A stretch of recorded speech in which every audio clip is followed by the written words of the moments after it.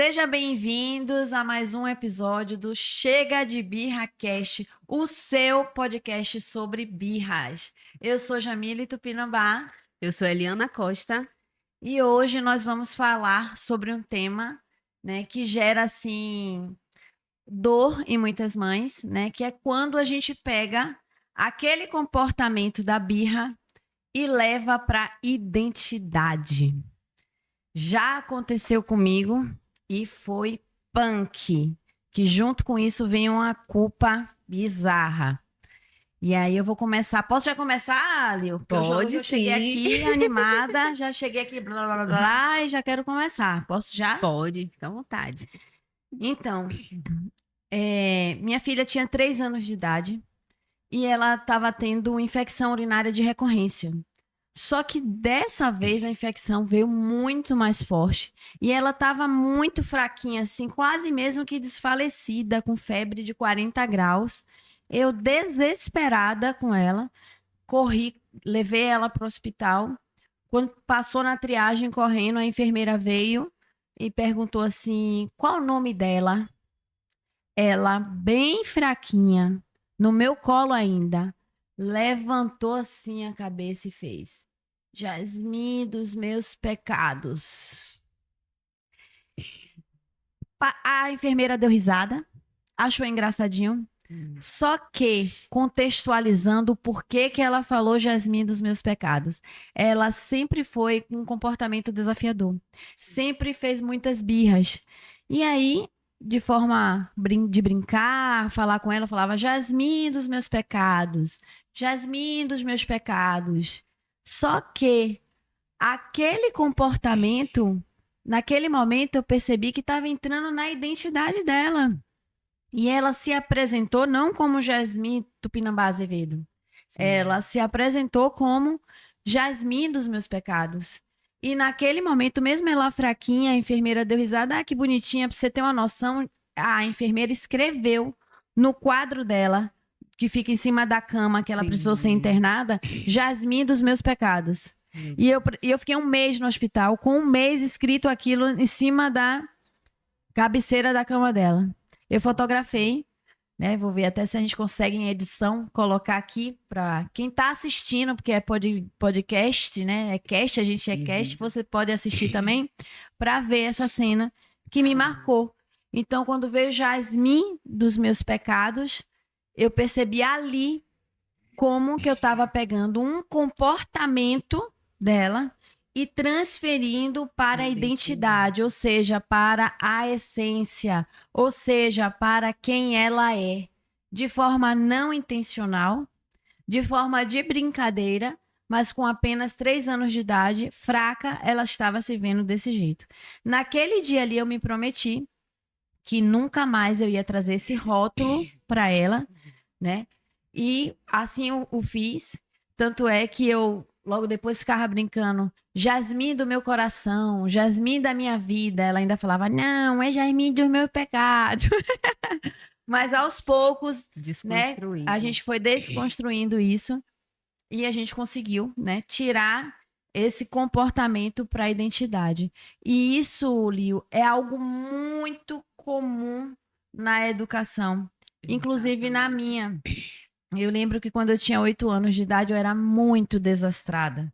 Né? Hoje eu tô vendo investigação que esse desastrada já é um sinal do TDAH. Sim. Mas eu era muito desastrada. Eu pegava meu prato, botava na cadeira, ia pegar o refrigerante. Quando eu voltava, eu sentava em cima do meu prato, que eu esqueci que tinha colocado o prato na cadeira. Nossa. E aí todo mundo dava risada. Eu ia pegar alguma coisa, derrubava, né? Quebrava as coisas, ia segurar minha mão, chamava mão mole, né? Então vinha muitos rótulos com isso. Até hoje na minha família, quem nasce com esse tipo de comportamento, o pessoal fala, ó, Jamilinha, Jamilinha versão atualizada. Sim. Então é algo que a gente vai pegando comportamentos e tirando a essência da pessoa e jogando para a identidade mesmo sem querer.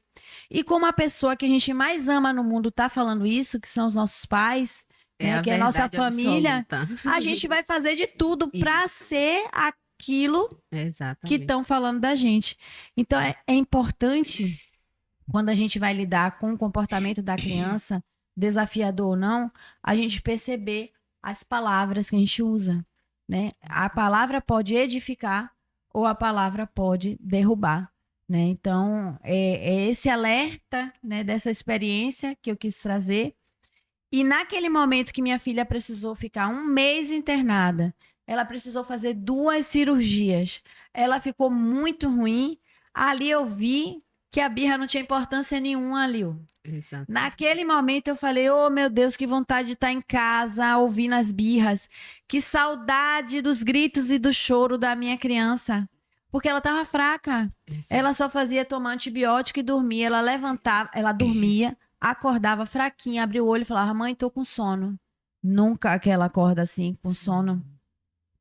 E eu falava, meu Deus, eu não vou mais reclamar das birras.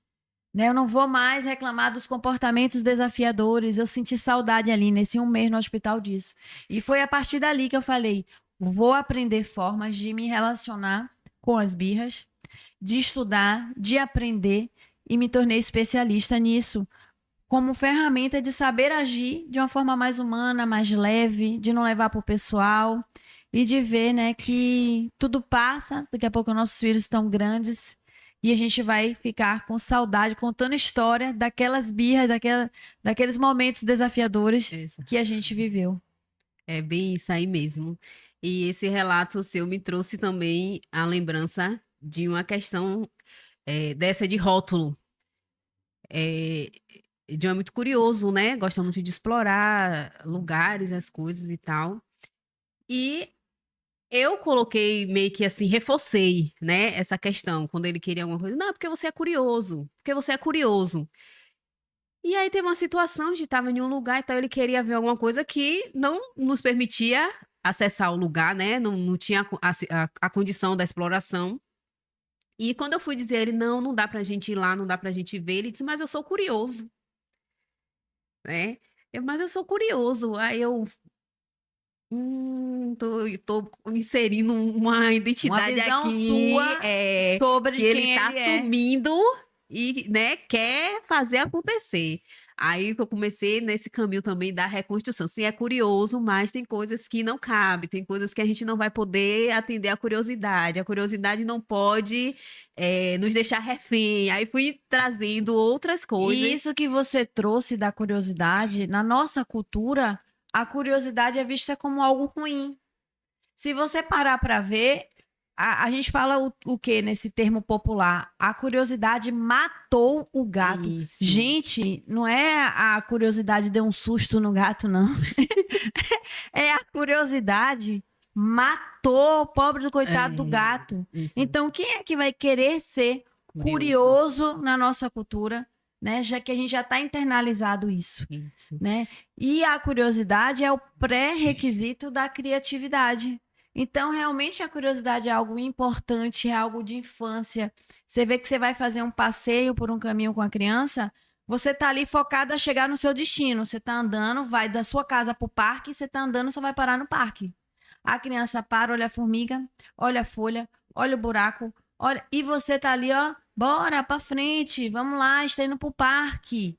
Porque a criança tem esse olhar de curiosidade. O adulto já não tem porque já matamos, né? A escola mata, a família mata, todo mundo vai podando essa curiosidade, né? Eu lembro de uma vez minha filha tinha 3 anos de idade, Jasmine, também muito curiosa. Ela viu a espuma do mar, quando a gente foi andar de barco, que faz aquele movimento. Aí ela olhou para mim e fez: mãe, é espuma de sabão? Gente, eu achei aquela pergunta assim genial. Eu falei: minha filha é Albert Einstein, super científica. Eu achei lindo ali. Aí eu ia quase que automático dar a resposta. Para uma criança de 3 anos, não é oxigênio em movimento. A criança vai internalizar um negócio desse, uma visão de adulto. Aí eu ia ser o Google da minha criança. Eu costumo dizer, não seja o Google da sua criança. Aí eu falei, já sei, vou pegar. Falei, pega aí, não sei, vamos ver. Devolvi com uma pergunta para ela. Falei, não sei, vamos ver. Aí a gente pegou a espuma, aí a espuma virou água de novo na mão. Aí ela fez, não é não, e foi embora. Então, somente aquilo supriu a curiosidade dela. Eu não precisava de dar respostas científicas, elaboradas, nada disso. Às vezes a gente dá mais informações também do que o que a criança pede. Precisa. Então, ela estava ali, a curiosidade, a gente supriu, nem nada não, e ela foi embora, matou a curiosidade dela, e a gente foi e eu consegui aprender a não ser o Google da minha criança e não dar logo as respostas imediatas. Então, é interessante essa reflexão sobre a curiosidade, né? Para a gente ter esse equilíbrio Exato. de poder incentivar a curiosidade, porque a nossa, por exemplo, já é morta, a gente não quer saber mais de nada, a gente quer saber, não se importa com o outro, não se importa como funcionam as coisas, né? Às vezes a gente deixa de fazer, não sei como é, então deixa de fazer, porque não tem a curiosidade de fazer, mas também na visão da social que fala, você é curioso, você é futichiqueiro, você quer saber da vida do outro, né? E uma coisa que também depois eu fiquei reflexiva, porque assim, eu fui essa criança curiosa. Então, eu acho que eu quis meio que assim, não vou podar isso do meu filho. E aí fui inserindo mais ainda, reforçando mais ainda, entende? E aí me veio esse alerta também. Porque, tipo assim, a gente às vezes não quer que aconteça com a nossa criança o que aconteceu com a gente, mas a gente acaba aqui alavancando, né? Ou colocando uma coisa a mais do que o que é da criança mesmo, né? Porque tá querendo refletir o que foi da gente. Eu vejo a curiosidade, né, como uma palavra positiva, por exemplo. Mas se não for bem usada, diferente do Jasmim dos Meus Pecados, por exemplo. Isso, Então, a gente pode ter a palavra que encoraja, mas também tem que ter cuidado para não criar um rótulo para a identidade. Isso. Mas mais atento ainda nesse jargão popular que a gente vai usando, como o caso do Jasmim dos Meus Pecados. Quando eu estava usando essa palavra, eu não estava pensando no conceito que tem por trás dela, o que é pecado, que ela é a culpa de todos os meus pecados. Imagina. Olha que força nessa palavra, Jasmim dos meus pecados, né? Então não é das minhas bênçãos, é do meu pecado, do meu lado ruim. Ela é a pessoa culpada pelo meu lado ruim. Então, quando a gente pensa nessa visão, a gente realmente percebe que precisa ter mais consciência, olhar por trás e ter responsabilidade nas nossas palavras para que a gente não pegue e molde a criança como se a gente conseguisse fazer ela nosso bem-querer, né? Como se ela fosse um gessinho e a gente fosse moldando ela de acordo com as nossas vontades, com os nossos sonhos, com os nossos desejos, como aquele ditado: filho de peixe, peixinho é. Eu costumo dizer, filho de peixe, peixinho pode não ser. Filho de peixe, peixinho pode não ser. Então, a gente tem que ter muito cuidado quanto a isso. Exatamente. E, assim, o que a gente vê mais comum é o quê? A criança sendo rotulada de terrível. Isso. O tempo todo. Imagina uma criança que passa o tempo todo ouvindo que é terrível, que é terrível. Ela internaliza aquilo e ela vai ser terrível. Que ela é agitada, que ela é teimosa, que ela é terrível. Até abençoada, olha o termo, o jeito que a gente fala, não é só a palavra, mas a forma que... é uma benção, meu filho é uma benção. Então a gente já vai percebendo que a gente vai criando essa identidade por conta das nossas palavras. Então, se a gente percebe uma realidade no comportamento desafiador da nossa criança, que ela está com um comportamento que a gente deseja melhorar, né, que ela precisa desenvolver habilidades de se expressar, de se comunicar, né, a gente tem que fazer isso de um jeito que ela consiga, né, através do amor, através de palavras edificantes, né, através de posturas assim, porque senão a gente vai reafirmar por negativo, coisa que a gente não quer. Exatamente. Eu já passei por isso, de perceber que minha filha estava chamando a minha atenção com comportamentos negativos, porque era a forma que eu ia até ela. Acontece. Porque era inadmissível. Isso. Então, se a gente começa a focar, né, aquilo que a gente foca expande. Se a gente começa a focar no potencial, no que a gente deseja, você é incrível. Nossa, nem combina com você esse comportamento. Você é uma criança tão inteligente, você é uma criança tão criativa, você é uma criança tão calma, tão obediente, não está combinando com você. Ela vai dizer, nossa, olha o que eu sou. Eu estou com esse comportamento. Quando você está, é algo temporário, é algo transitório. Então, você fala que ela é o que é de divino, o que é lindo, o que é belo, o que é esplêndido, que é o potencial humano é realmente belo. Mas na nossa linha de evolução, a gente passa por momentos transitórios que não tá tão bem.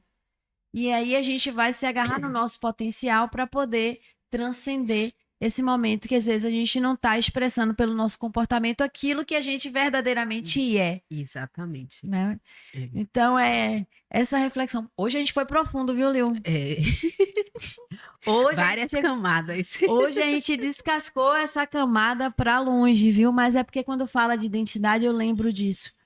Né? Eu lembro que eu levei uma câmera para a escola, perdi, né? Quebrava as coisas, me sujava, eu ia tomar um sorvete, eu melava minha camisa toda. Até hoje, minhas camisas tudo com pintinho aqui, ó, de gotas que caem. E sabe o que eu percebi? Que quando eu tava perto das pessoas que me chamavam de desastrada, Você eu ficava mais desastrada. Isso me deixava nervosa. Eu falava, por quê? Por que que eu tô com esse comportamento?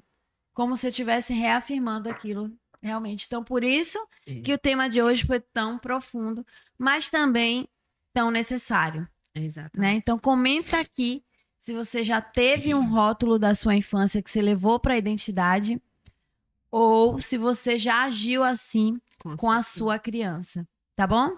Espero que essa reflexão melhore a sua prática. Te vejo então no nosso próximo podcast Chega de Birra Cast.